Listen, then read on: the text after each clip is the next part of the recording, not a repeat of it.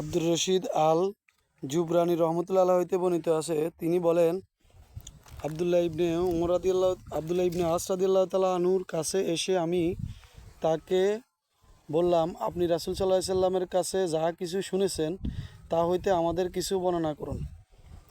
একখানা পাণ্ডুলিপি তিনি আমাকে দিলেন এবং বললেন, এটা রাসূল সাল্লাল্লাহু আলাইহি সাল্লাম আমাকে লিখিয়ে দিয়েছেন।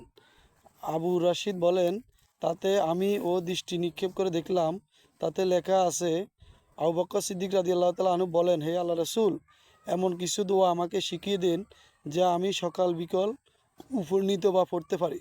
তিনি বললেন, হে আবু বকর, বলো, হে আল্লাহ, আকাশসমূহ জমিনের সৃষ্টিকর্তা, অদৃশ্য ও দৃশ্যের জ্ঞানদাতা, তুমি ছাড়া আর কোনো মাবুদ নেই, তুমি প্রতিটি বস্তুর পালনকর্তার মালিক।